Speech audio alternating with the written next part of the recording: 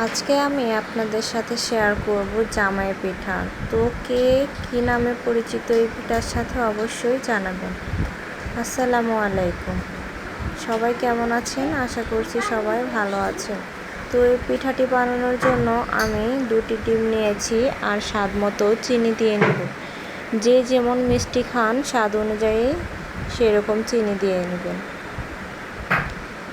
চিনিটা আমি ডিমের সাথে ভালো করে মিশিয়ে নেব। চিনিটা ডিমের সাথে ভালোভাবে মিশে গেলে পিঠাটি বানাতে ভালো হবে। সামান্য লবণ দিয়ে নেব আর চিনিটা ভালো করে গলানোর জন্য আমি পানি দিয়ে নেব।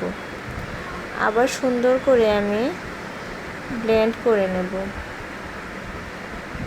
এরপরে আমি এখানে চাউলের গুঁড়ি দিয়ে দেব। অনেকে এটি আটা দিয়েও বানায়, আবার অনেকে চাউলের গুঁড়ি আর ময়দা দিয়েও বানায়। তো আমি ময়দা দিয়েও দিলাম।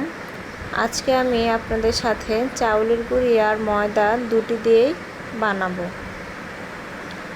তো এই তো দেখুন ঘনত্বটা এরকম হবে।